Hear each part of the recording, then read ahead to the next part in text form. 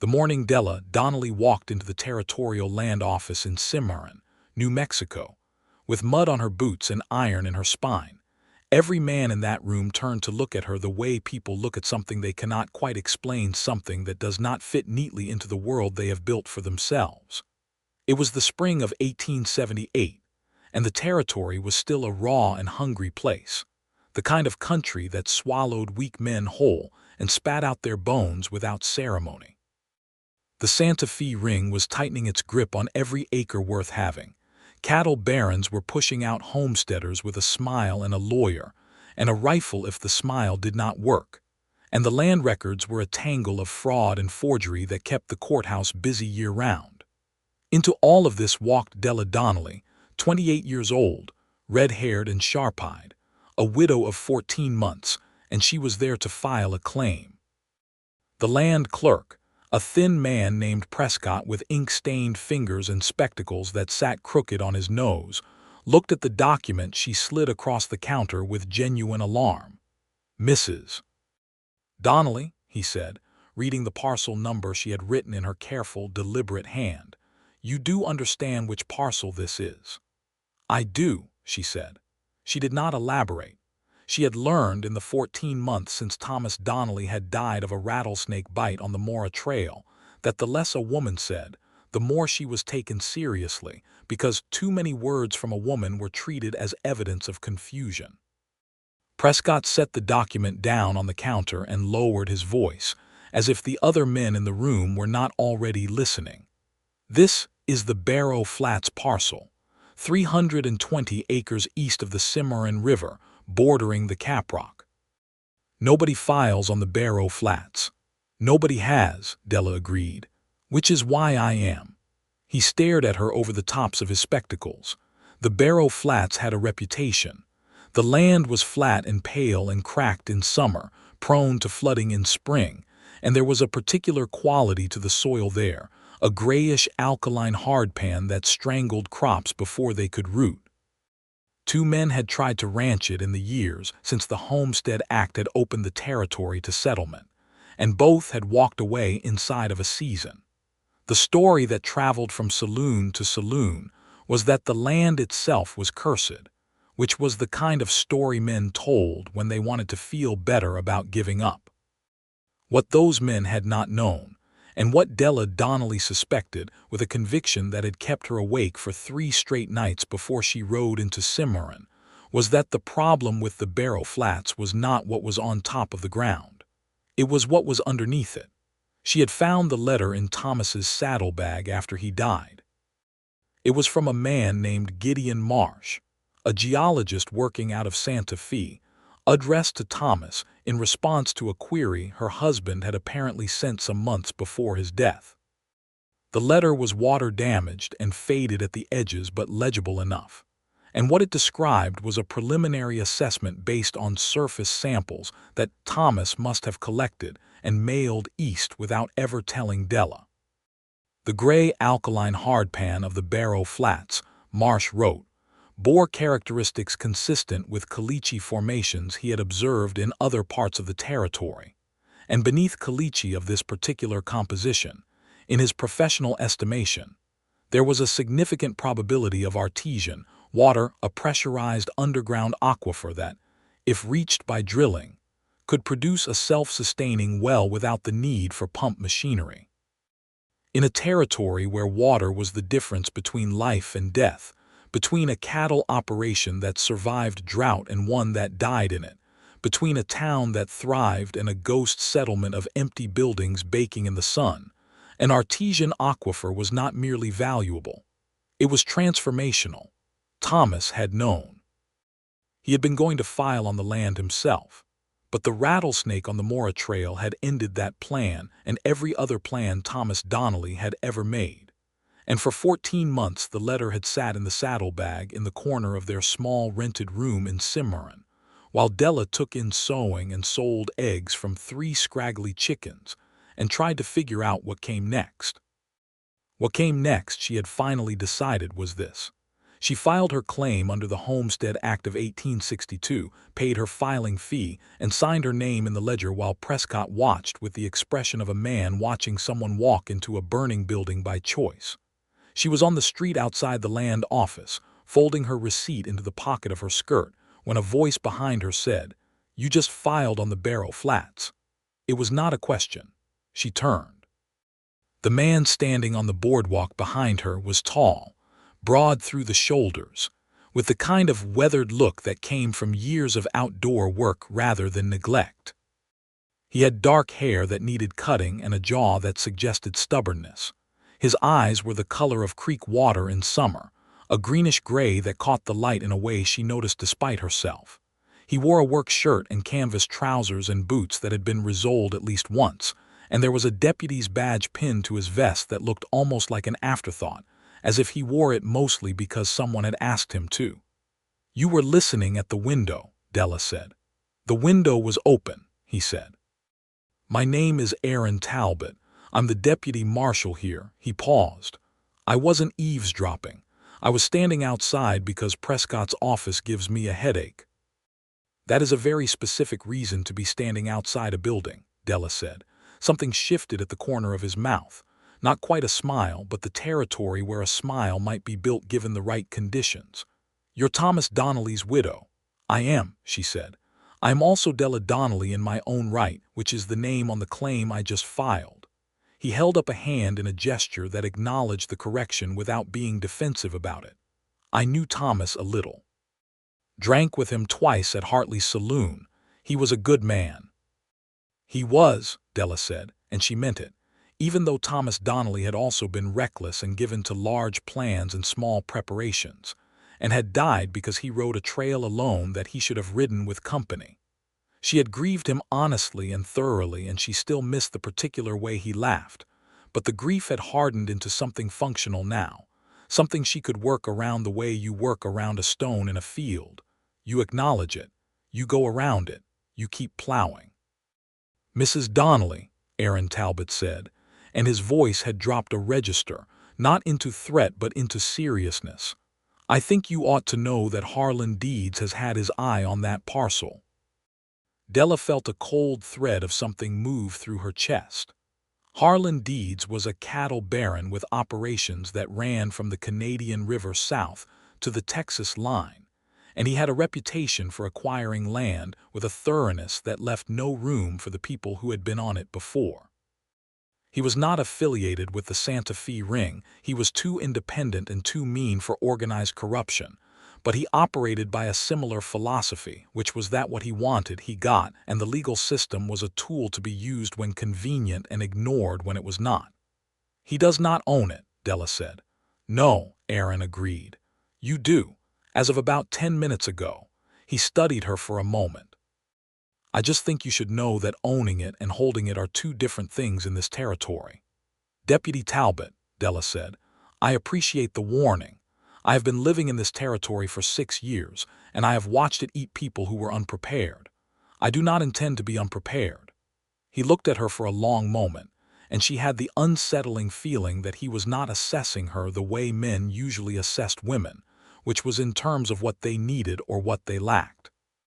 He seemed to be assessing her the way you assess someone you might be working alongside, looking for capability, for steadiness, for the particular quality of a person who does not break under pressure. "Good," he said finally. And then, because apparently he was a man who said what he thought with the minimum of decoration, he added, "If you need help out there, I'm around." She thanked him with a nod that was not quite dismissive and not quite warm, and she walked to where her horse was tied at the rail and rode east toward the Barrow Flats. The land was exactly as ugly as its reputation. The road, and calling it a road was generous. It was 2 ruts worn into the pale earth by whatever traffic had bothered to come this way, wound through scrub grass and sage that had gone silver with dust, past a dry creek bed that might have been a proper tributary in some wetter decade, and out onto the flats themselves, which stretched under the afternoon sun with a kind of flat, obstinate beauty that Della recognized required a particular eye to appreciate. The caprock rose to the east, a long escarpment of red and tan stone that the light hit differently at every hour, and behind it the sky was enormous, the kind of sky that made you feel small in a way that was not entirely unpleasant. The structure on the property was barely worth the name. A previous claimant had thrown up a one-room dugout into the face of a low rise, more hole in the ground than building, with a sagging timber frame over the door and a chimney hole plugged with a tin sheet that had rusted through. There was a broken-down pen of rotted posts that might have once been a corral, and 50 feet away, sunk into the gray hardpan with the optimism of someone who had not yet understood what they were dealing with, was an abandoned hand-dug well that had never hit water. She looked down into it and saw dry earth all the way to the darkness. But it was hers. For the first time in her life, something this large was entirely hers. She stood in the flat afternoon light and looked at the gray earth and tried to feel Gideon Marsh's letter in her chest the way she had felt it when she first read it, that electric certainty that there was something down there, something alive and pressurized and waiting. She had written to Marsh in Santa Fe 3 weeks ago. She had not yet received a reply. Until she did, she had only a water-damaged letter and her own conviction, and she would have to make those things stretch. She spent the first 2 nights in the dugout, sleeping on a bedroll on the earthen floor with her rifle across her chest, listening to the territory breathe around her. On the 3rd morning she rode back into Cimarron for supplies and encountered Aaron Talbot outside the general store, loading a canvas bag onto his horse with the efficient movements of a man who had done it 1,000 times. "You went out there," he said when he saw her. "I live out there," she said. He straightened and looked at her. She was dusty from the road, and there was a smear of red clay on her cheek from where she had leaned against the dugout wall, and she met his gaze directly because she had found that looking away was almost always the wrong choice. "Deeds rode out to look at it yesterday," Aaron said. "From the road. He didn't approach the property, but he rode past it twice." "He is welcome to look," Della said. "I have the paper." "The paper matters," Aaron said, "and it also doesn't always matter as much as it should." He paused, then seemed to make a decision. "I'm coming out there with you today." Della blinked. "Excuse me. I have patrol duty that takes me east anyway," he said, which was delivered with enough evenness that she could not tell whether it was true or a construction of convenience. "I can help you assess what structural repairs need doing before the spring storms." She considered him. He was not asking in the way men usually offered help to widows, which was with a particular quality of condescension underneath the courtesy, as if they were doing you a favor by explaining the world to you. He was offering in the manner of someone who had evaluated a practical situation and arrived at a practical conclusion. "I do not need managing," she said. "I haven't tried to manage you," Aaron said, and the slight edge in his voice told her that the observation registered.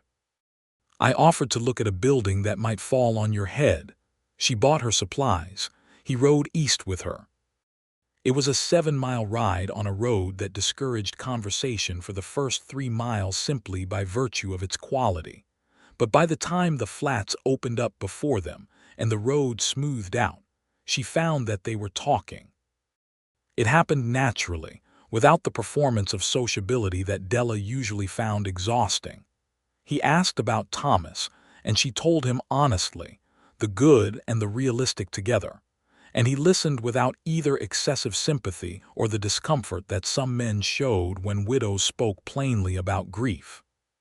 He told her he had come to New Mexico territory 3 years ago from Missouri, that he had ridden with a cattle drive before taking the deputy's position, that he had a brother in Kansas he wrote to twice a year.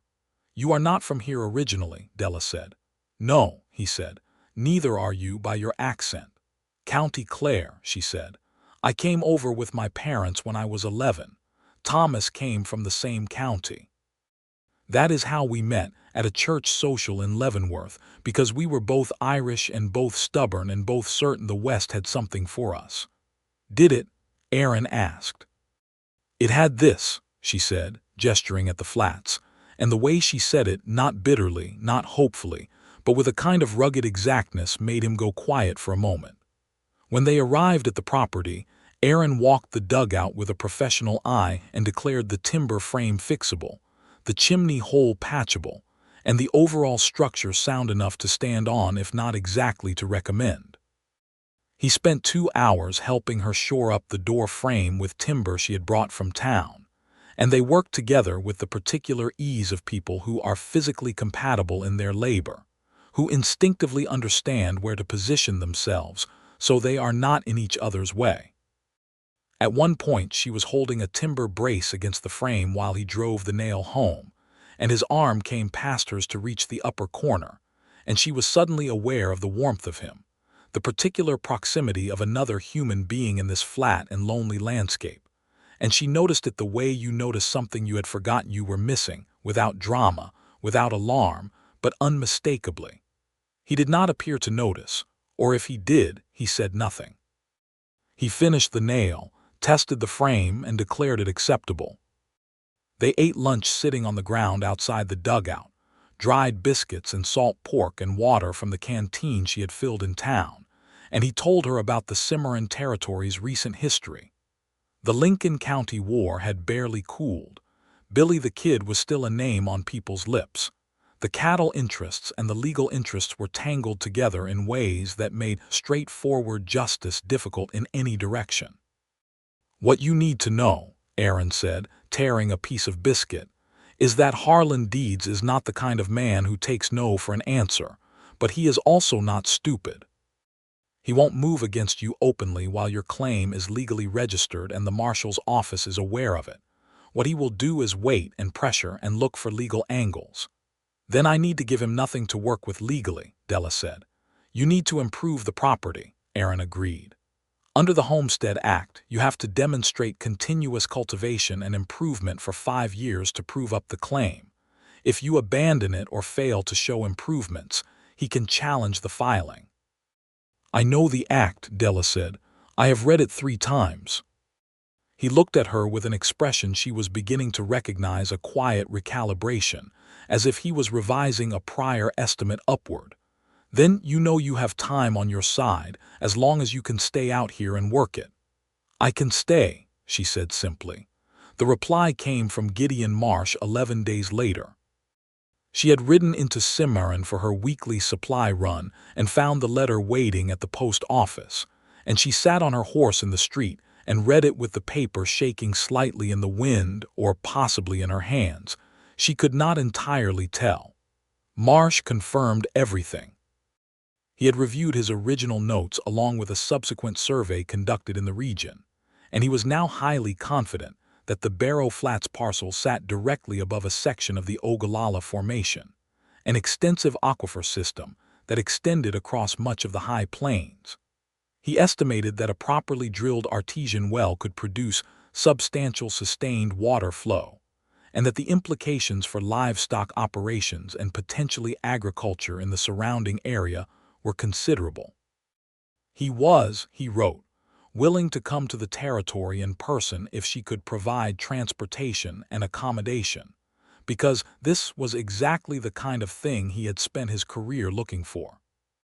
She was still reading when Aaron Talbot fell into step beside her horse. "Good news or bad news?" he said, reading her face. She looked down at him. She had spent enough time in his company over the past weeks.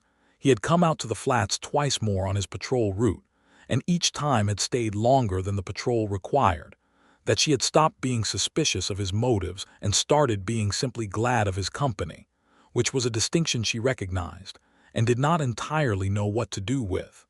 She handed him the letter. He read it standing in the street with the afternoon light falling on his face, and she watched him understand it. She watched the pieces assemble behind his eyes, the water, the implications for a drought-prone territory, the significance of an artesian source in the middle of land that everyone had dismissed as worthless. He looked up at her. "Della," he said, and it was the first time he had used her given name, and neither of them commented on it, but it landed differently than she expected. "This is not a small thing."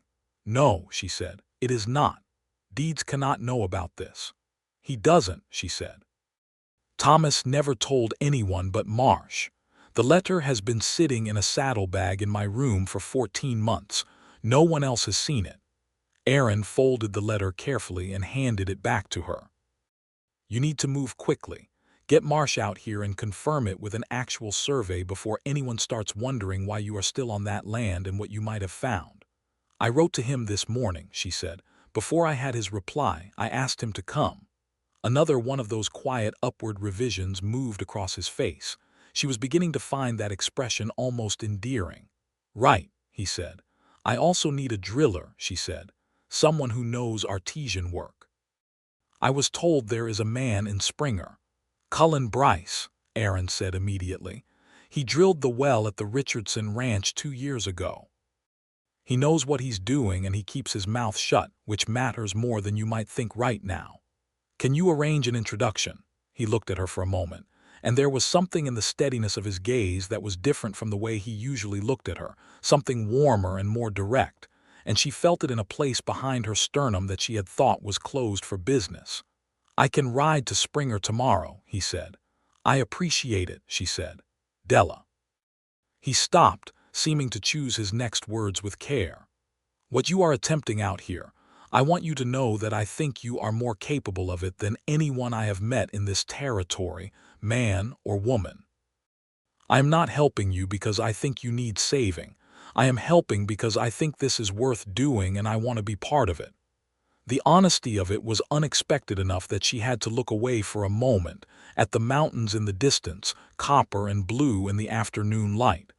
That is a kind thing to say, she said finally. I mean it, he said. She rode back to the flats with something warm and inconvenient taking up residence in her chest, and she spent the evening mending the dugout's chimney with the tin sheets she had bought in town, and trying not to think about the way his voice changed registers when he said something he meant. Gideon Marsh arrived from Santa Fe 2 weeks later, a compact, energetic man of 50 with a canvas pack full of instruments, and an enthusiasm for the territory's geology that reminded Della of a dog who has caught a scent. He rode out to the flats with Della and Aaron, and spent an entire day moving across the property with his equipment, digging test holes with a hand auger to different depths, taking samples from the gray hardpan, making notes in a small leather book with the speed of a man racing against the light. By evening, he had confirmed it definitively. Not just an aquifer, but what he described as a substantial artesian pressure zone at a depth of approximately 220 feet. He estimated that a proper drilled well of 6 inches diameter would produce, under the natural pressure, somewhere between 40 and 80 gallons per minute continuously, without pumping. Aaron sat very still when Marsh said the number. That is enough water for 500 head of cattle, Aaron said. Enough for a town, Marsh said cheerfully.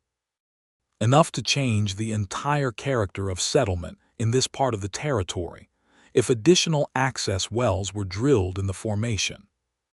This is not an isolated pocket, Deputy Talbot. This is one accessible point of a much larger system. Della asked him to put his findings in writing, signed and witnessed, which he did by firelight that evening with Aaron and a taciturn Cullen Bryce serving as witnesses. Bryce had ridden out from Springer 2 days prior and had spent the time walking the flat ground making his own assessments. He was a compact, leather-faced man who communicated primarily in short sentences but who, Aaron had assured her, was the most competent artesian driller in the territory. 220 feet, Bryce said, reading Marsh's estimate. 3 weeks, maybe 4 if we hit hard rock.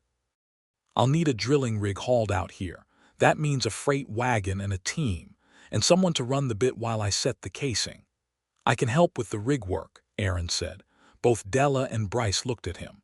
I know how to work a drilling rig, Aaron said, with a mildness that suggested he was used to being underestimated in practical matters. I worked one summer on a cable tool rig in Missouri before I came west. I know the work. Bryce studied him for a moment, then made a sound that was apparently acceptance. 3 weeks then. Harlan Deeds made his first direct move 4 days into the drilling. Della had known he would make a move eventually. The activity on the flats, the freight wagon, the drilling rig, The smoke from the camp was not invisible, and men with Deeds's interests did not ignore visible developments on land they wanted. What she had not fully anticipated was the legal angle he would choose.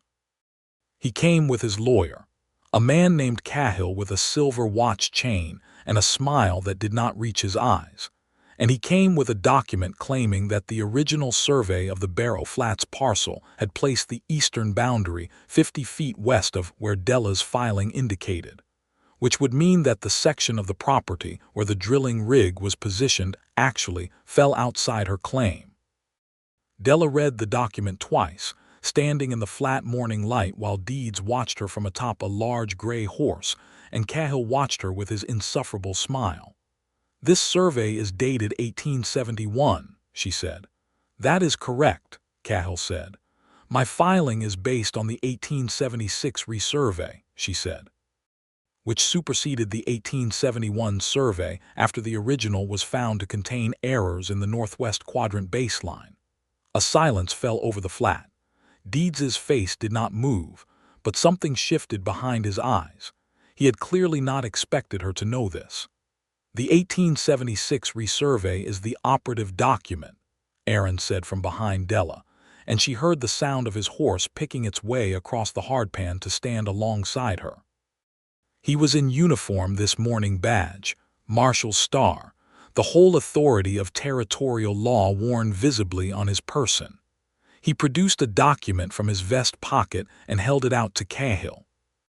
"I pulled the record myself at the land office yesterday, given that I was aware there might be a boundary dispute arising. This is the certified copy." Cahill took it. He read it. His smile went away. Deeds looked at Aaron for a long time. "Deputy Talbot," he said, "I heard you've been spending considerable time out here."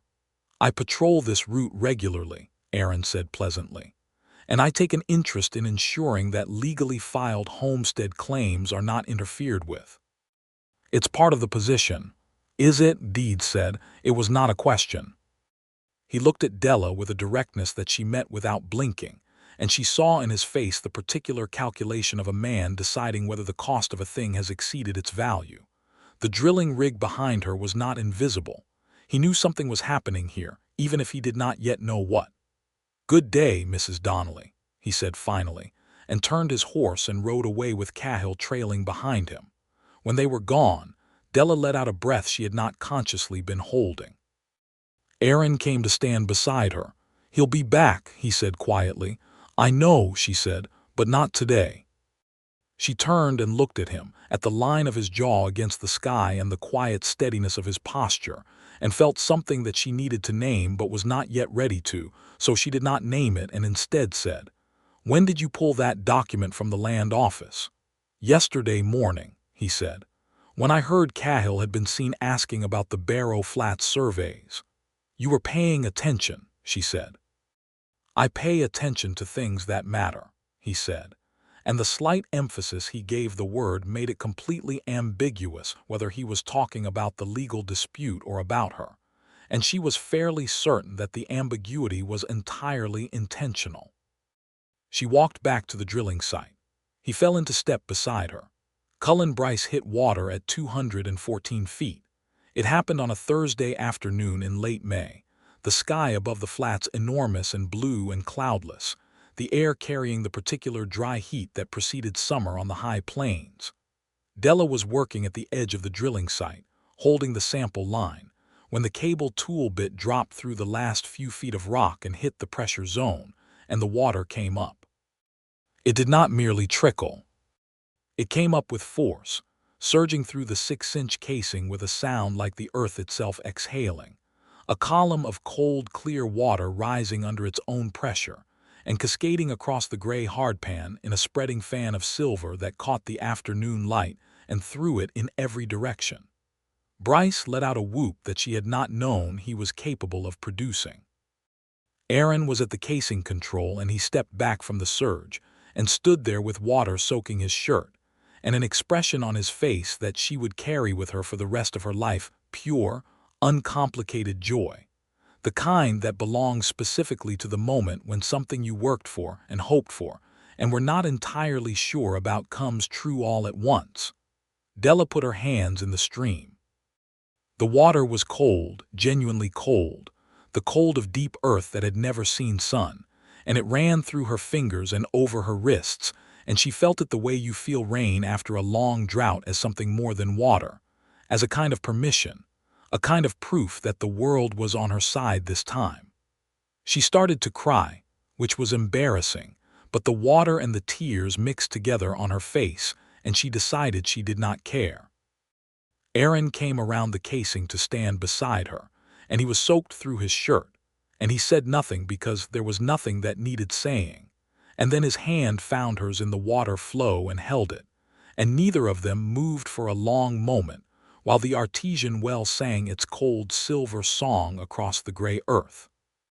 After Bryce had capped the well temporarily and taken his measurements and made his notes, he shook Della's hand with the grave respect of one professional acknowledging another, and said he would write up his findings the following day. He went to his tent.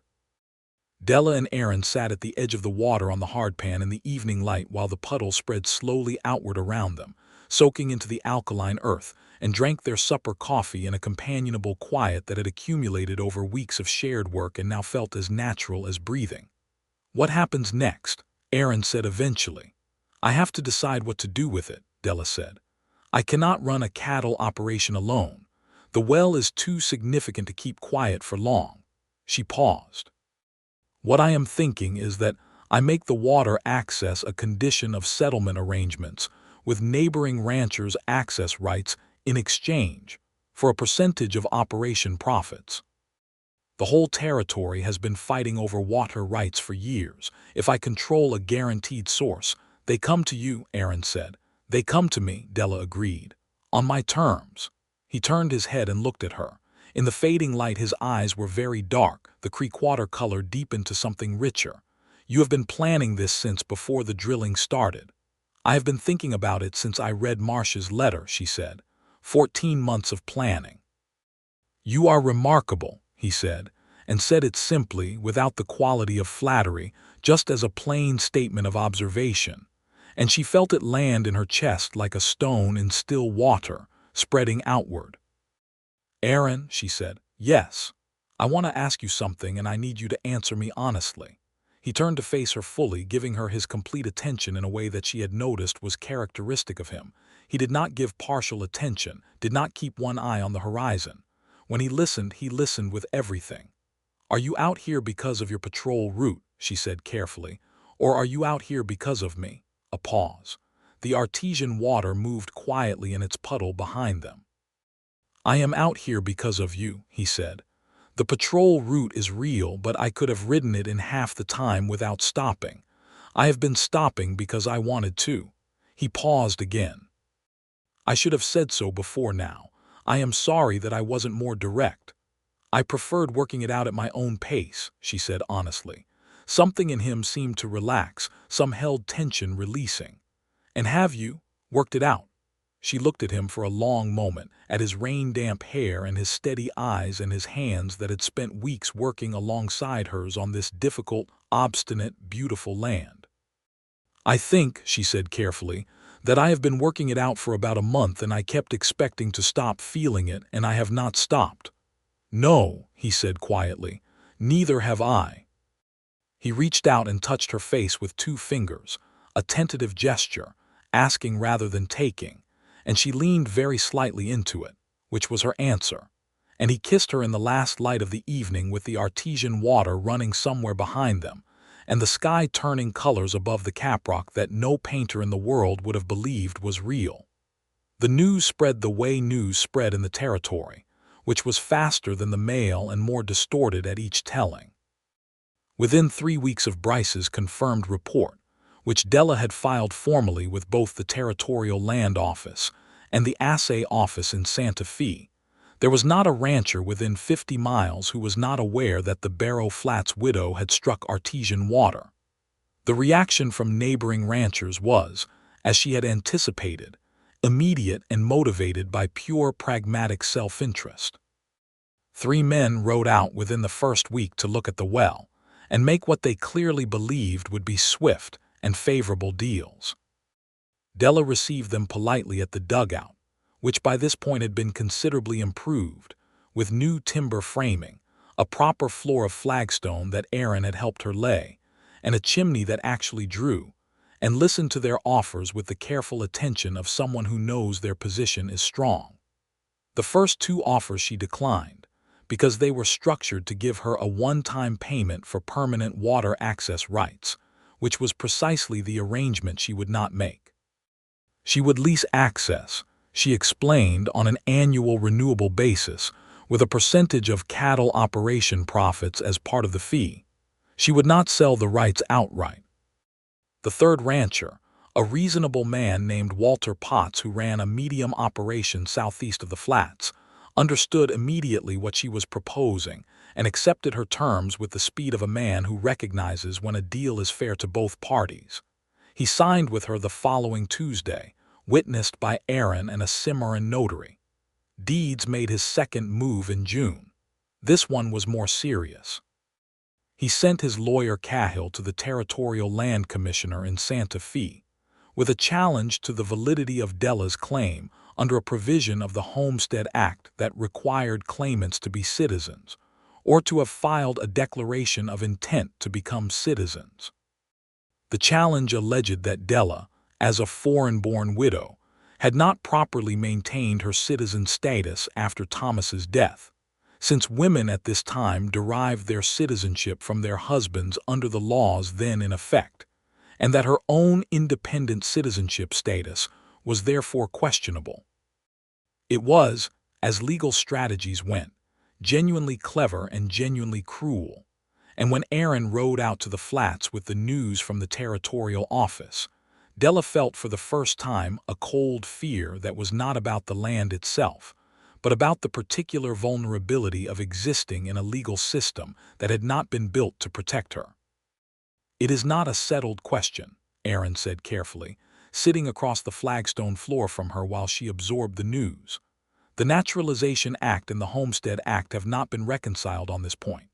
There are cases in other territories that have gone both ways." "I have lived in this country for 17 years, Della said.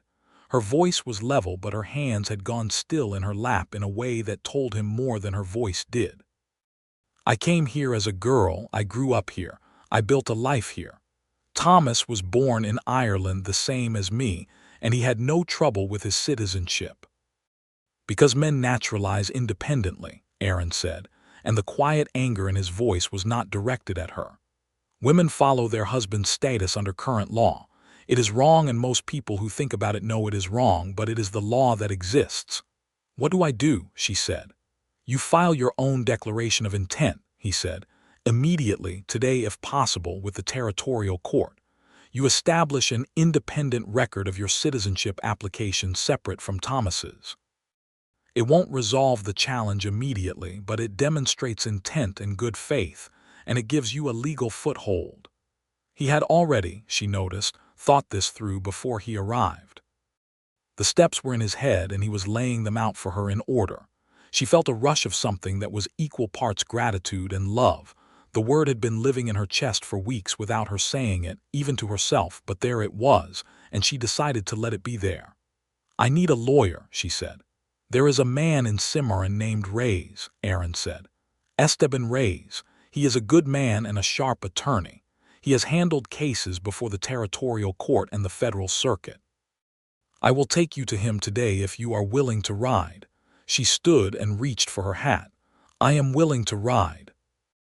Esteban Reyes was a man in his 40s with silver at his temples and the careful, precise manner of someone who had spent years in a system that required him to be twice as capable as his counterparts to receive half the recognition. He was of Mexican descent and had practiced law in the territory for 15 years, and he had a particular understanding of the ways in which legal systems could be weaponized against those they were ostensibly designed to protect. He read the challenge Cahill had filed, made 3 pages of notes, asked Della 17 precise questions, and then sat back in his chair and said, "This is beatable. It is not easy, but it is beatable. The challenge relies on an interpretation of the citizenship statute that has not been upheld in any federal circuit court. I have two precedents from the Wyoming and Colorado territories in which women in similar positions retained homestead rights independently. He paused. However, Mr. Deeds will make this expensive and slow. He knows the challenge may not succeed. What he is doing is creating pressure, legal costs, delays, uncertainty, hoping you will sell or abandon the claim rather than fight a protracted legal battle. He does not know who he is dealing with, Aaron said from his chair against the wall, and Della did not look at him because if she looked at him right now she would lose her composure entirely, and she could not afford to do that in a lawyer's office. He does not, Reyes agreed, with a small, precise smile. Mrs. Donnelly, I will take this case. My fee is $50 retainer, which is below my standard rate because this case is important not just for you but for the principal involved, and I would rather win a principal than maximize a fee. Della had been worried about the money. The $50 was manageable from her lease arrangement with Potts. Agreed, she said. When do we begin? Today, Reyes said, opening a fresh page in his notebook. Tell me everything from the beginning. The summer was hot and long and full. Della worked the claim with a ferocity that had its source somewhere deeper than practicality. Every post she drove, every flagstone she laid, every improvement she made to the dugout and the surrounding land was a physical argument in her favor, evidence accumulating against Deeds's challenge, and against all the reasons the territory had decided this land was worthless. She built a proper well-casing housing of adobe brick, learning the technique from a neighboring homesteader named Carmen Salcedo who had been building with adobe her whole life, and who became, over the course of several working afternoons, something close to a friend. Aaron came out 3 times a week. Officially, this was still patrol duty. Nobody at the marshal's office made any remarks about the frequency of his patrol along the eastern route, or if they did not make them where he could hear. He fixed fence posts and helped her move the first load of lumber for a proper house, a real house, not a dugout but a 1.5-story structure with a proper foundation and south-facing windows, designed for the country's temperature patterns and built to last.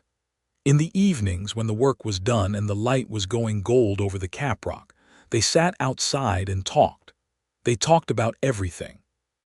About County Clare and Missouri, and the particular quality of loneliness that comes from being far from the place your voice was made. About what justice looked like in a territory that was still mostly improvising its values. About whether the land could be both beautiful and brutal at the same time, and whether those qualities were in the land or in the people who looked at it. About Thomas. He asked her about Thomas with the care of a man who understood that loving someone with a history did not mean competing with that history, and she told him truthfully. Thomas had been her first love and a good man, and she had grieved him completely, and she carried him with her the way you carry anything that shaped you, but she was not stuck in that grief. She was here. She was present. She was falling in love with Aaron Talbot on the flat alkaline earth above the artesian water, and she was not confused about any of it. One evening in late July, 2 months after the well came in, Aaron came around the corner of the new house frame with a length of pine board in one hand and what she recognized as a particular expression on his face, the one he wore when he had been thinking about something for a while and had decided to stop thinking and start saying. "I want to ask you something," he said. "Ask it," she said. He set the pine board down and stood with his thumbs in his belt and looked at her. "I have been trying to find the right time and the right words for about 3 weeks, and I have come to the conclusion that there is no right time, and the right words are just the true ones." "That has been my experience also," she said. "I love you," he said. "I want to be here, not just patrolling the eastern route. Here, with you on this land building whatever this is going to become. I would like to marry you, Della, if you will have me, and I want you to know that the asking comes with nothing attached, no expectation about what you do with the land or the water or your claim. Those are yours and will always be yours. I am asking about you. Just you." The sky above the caprock was going orange and deep red. The kind of sunset that happened out here that felt almost violent in its beauty, and the artesian water was running in its channel toward the south field, and the frame of her house stood against the evening sky like a skeleton preparing to become something whole. "Aaron Talbot," she said, and her voice was steady despite the fullness behind it. "I fell in love with you somewhere around the third time you showed up pretending the patrol route went this way when it very clearly did not, and I have been waiting for you to say something sensible for quite a while." He laughed, a real laugh, surprised and warm, and crossed the distance between them in 3 steps, and she met him halfway. The legal challenge from Deeds went before the Territorial District Court in September. Reyes had spent the summer building the case with the focused intensity of a craftsman, and he argued it for 3 hours before a judge named Cornelius Bright, who had the reputation of being genuinely impartial, which in this territory was a distinction worth noting. Della sat at the plaintiff's table in her best dress, which was dark blue wool and considerably more presentable than anything she had worn in months, with Aaron in the gallery behind her, and Reyes at her side with his 3 pages of notes, and his 2 precedents from Wyoming and Colorado. Cahill argued for Deeds with polished confidence, citing the citizenship statutes and the case law he had assembled, and he was good, Della acknowledged internally, in the way that well-paid lawyers for wealthy interests tended to be good, which was in a particular kind of smoothness that made wrong things sound reasonable. Reyes's rebuttal was 18 minutes long and contained no smoothness at all, just precision.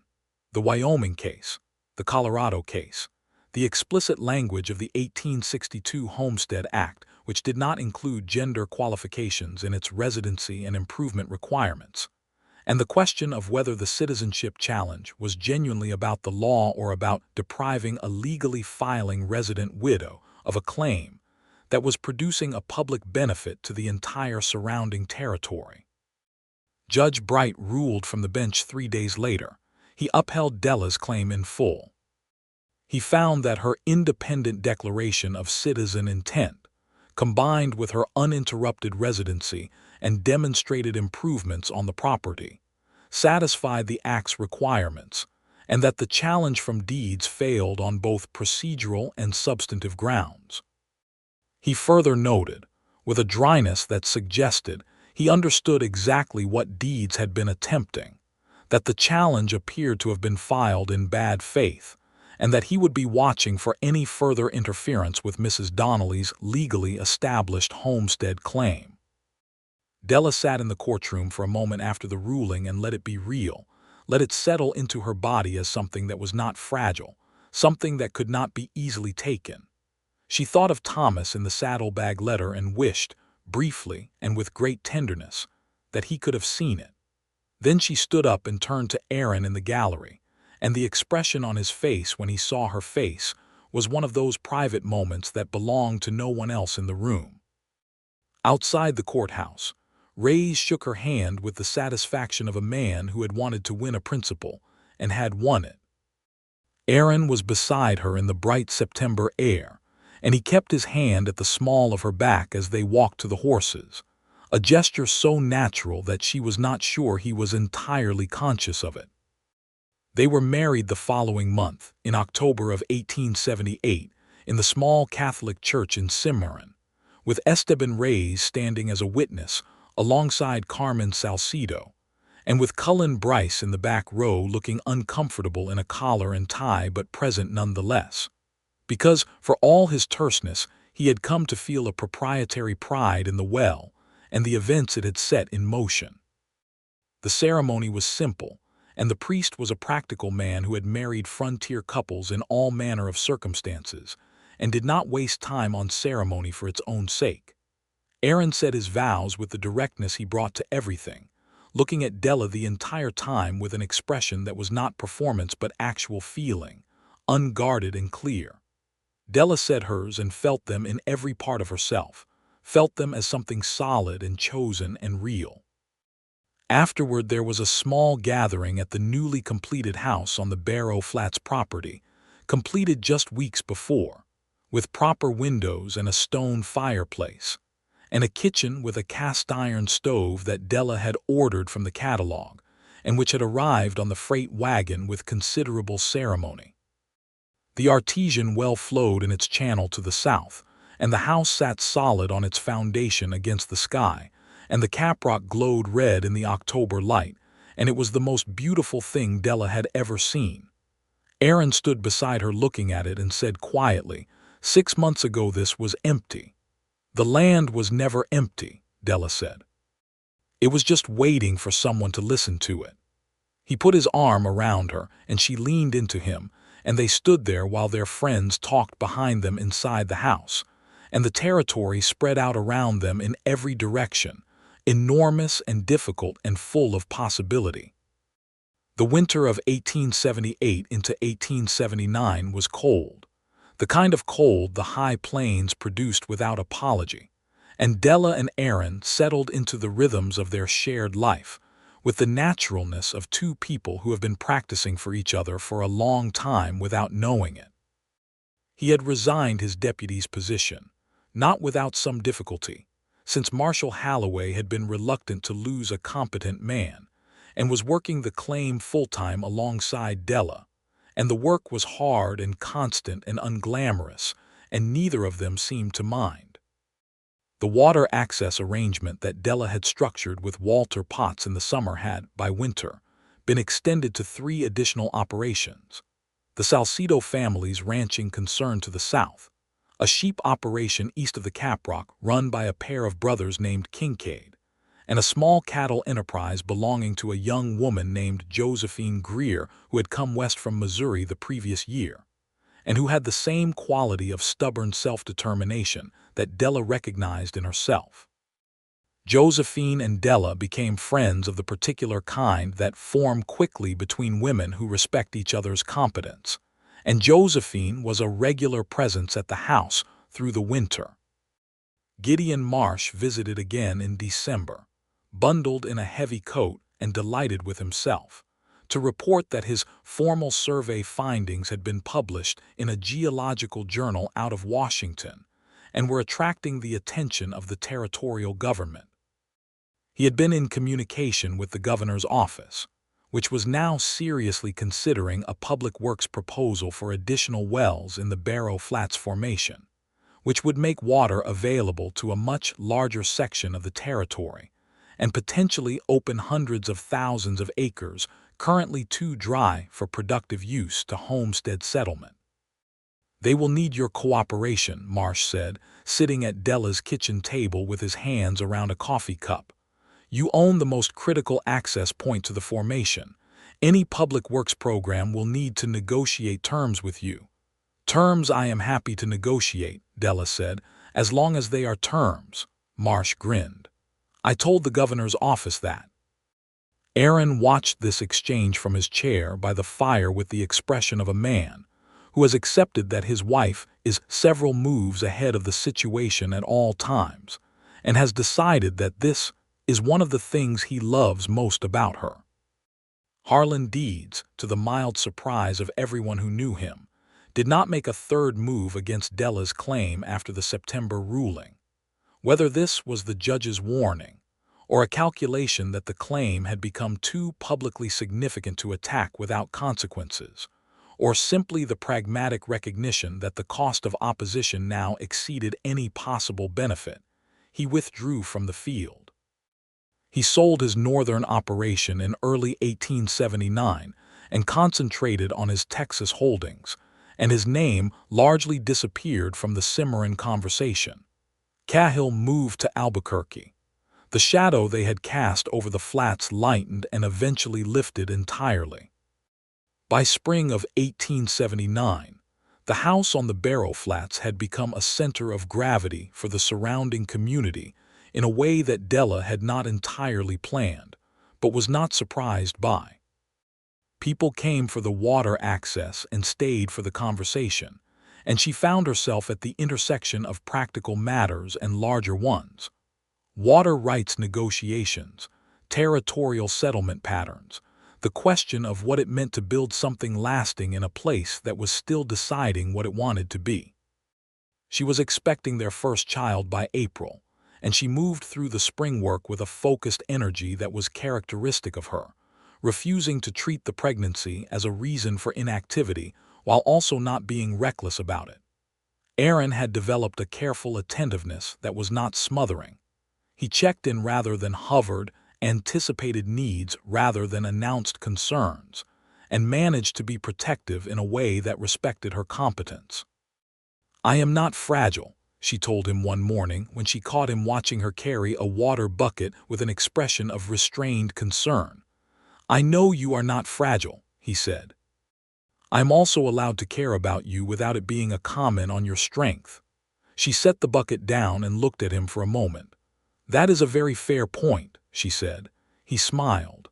That full smile that she had been cataloging since the day outside the land office, each version of it something she kept.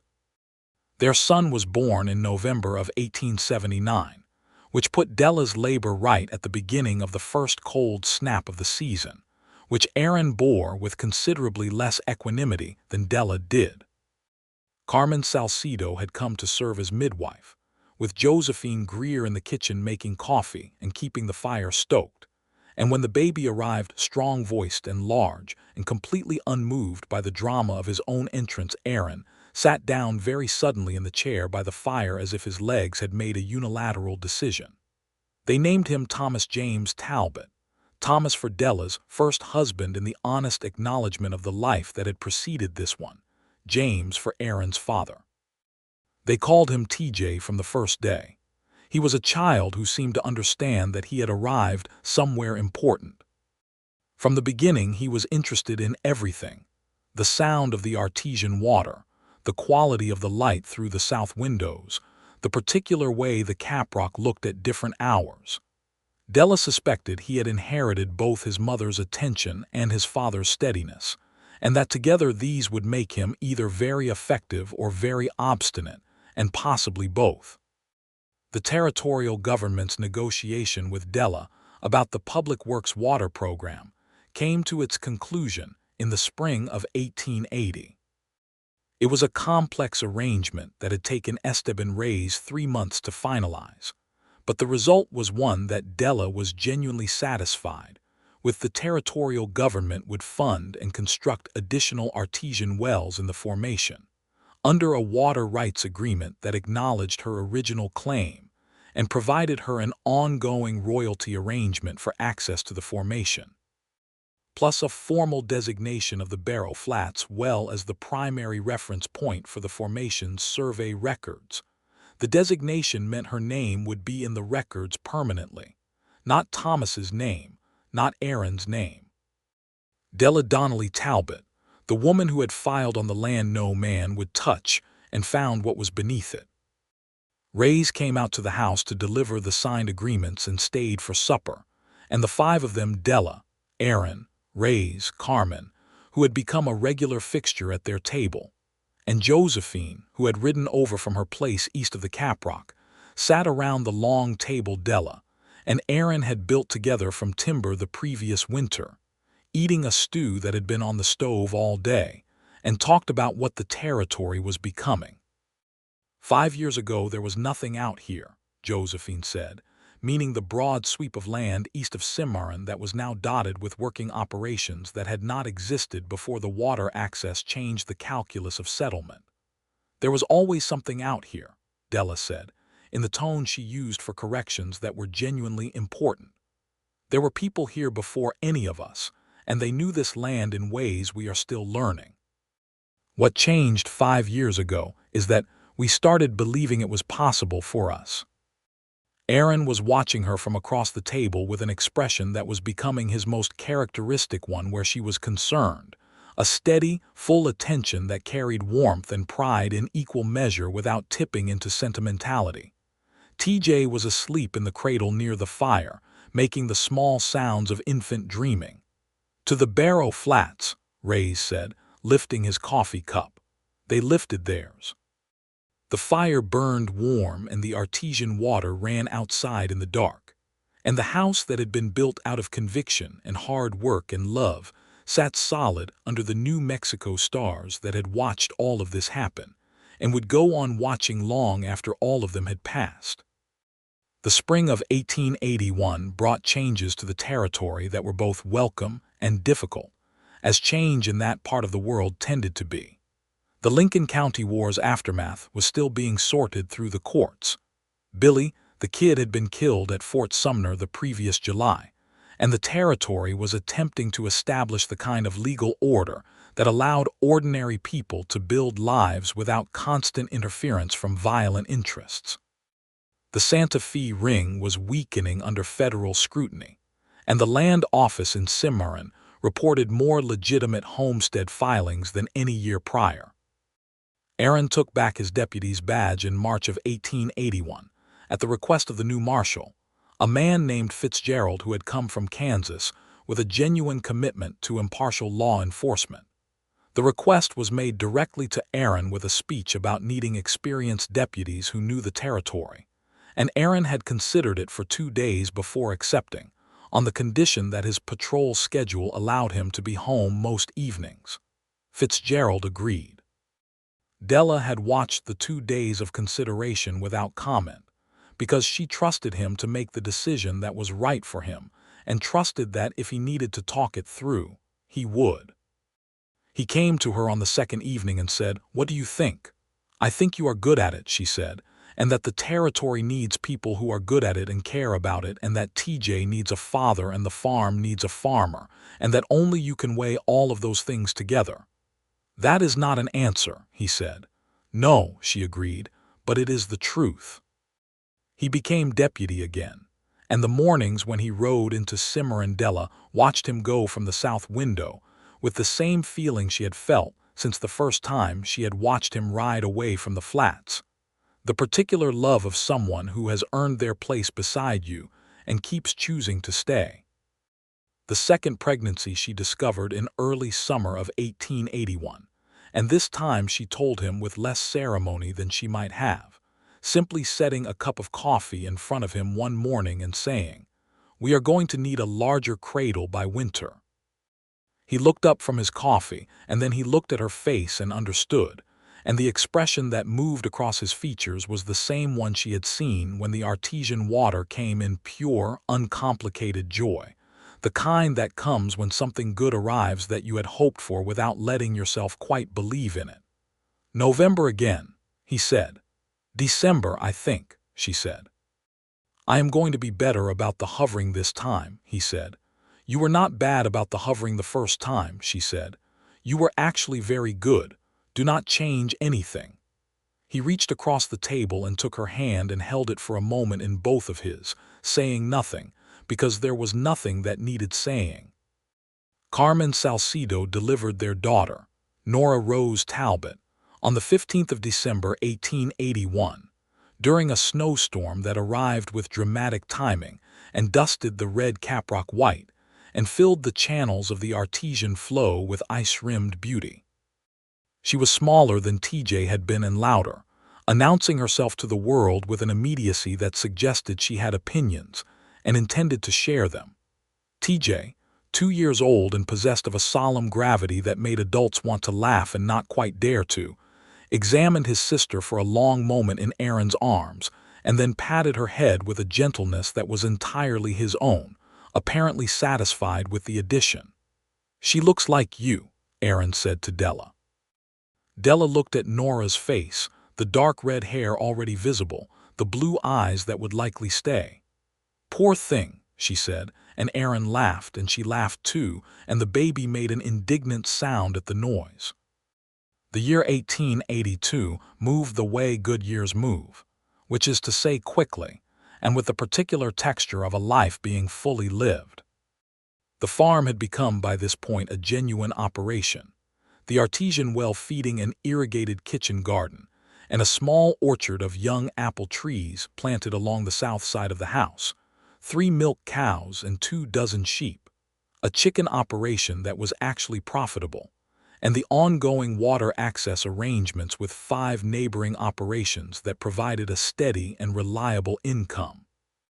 Josephine Greer, their neighbor to the east, had expanded her cattle operation using her access to the Barrow Flats water, and was now running 300 head with 2 hired hands, and she had become close enough to Della that she stopped asking permission before she came to supper, which Della had told her explicitly to stop doing months ago. Esteban Reyes had successfully completed 3 additional homestead defense cases in the territory, 2 of them for women, and 1 for a homesteader of Mexican descent who had been facing fraudulent title challenges from land speculators. He had begun building a reputation as the lawyer you went to when the system was being used against you, and Della was quietly proud of the role the Barrow Flats case had played in establishing that reputation. Aaron's work as deputy had settled into the satisfying rhythm of a man doing a necessary thing well. The territory was becoming something, still rough at the edges, still requiring the particular vigilance of people who knew that order was not given but built, day by day, by the people who cared enough to insist on it, but becoming something. He rode his patrol and came home to the house on the flats and the woman who had built it, and he recognized this with a clarity that had nothing to do with sentiment happier than he had believed he was permitted to be. One evening in the late summer of 1882, after supper had been cleared and TJ was asleep, and Nora had been fed and laid in her cradle, and the house was quiet, Della and Aaron sat on the south step with coffee and watched the stars come out over the caprock. It was the same step they had sat on when the house was still being framed, and in good weather it was their regular evening place, the place where the long conversations happened, the ones that went anywhere. "I have been thinking," Della said, which was how most of the large conversations began. "Good," he said, "about the 5-year prove-up date. The claim matures in spring of next year. After that it is ours permanently, patent deed in hand, no conditions." "Yes," he said. She could hear in his voice that he understood she was building towards something. "Marsh wrote last month. He has been approached by a consortium of investors from back east who are interested in the formation. They want to drill additional wells not just for territorial use, but for a larger water infrastructure project. They would need partnership from the primary claim holder." "You," Aaron said. "Us," she said, and said it deliberately. He was quiet for a moment. The stars were coming out in the immense New Mexico sky, the way they always did here, all at once, as if they had been waiting behind the light and now the light had released them. "That could change things considerably," he said. "It could," she said. "More capital, a larger operation, the possibility of building something here that lasts beyond us, an infrastructure that serves the territory for generations." She paused. "It could also be complicated and involve people we do not control, and introduce risks that our current arrangement does not have." "What is your inclination?" he asked. She thought about it, looking at the sky. "I am inclined to meet with them," she said, "to hear the terms, to take Reyes with me when I do and let him look for the places where the language slides." She paused again. "I am not inclined to be rushed. I did not rush here and I will not rush the next thing." Aaron made a sound that was satisfaction and amusement simultaneously. "No," he agreed, "you will not." She leaned against him, and he shifted to accommodate her, his arm around her, the warmth of a person who has become as natural to your body as your own breathing. "Aaron," she said, looking at the stars. "Della," he said, matching her tone.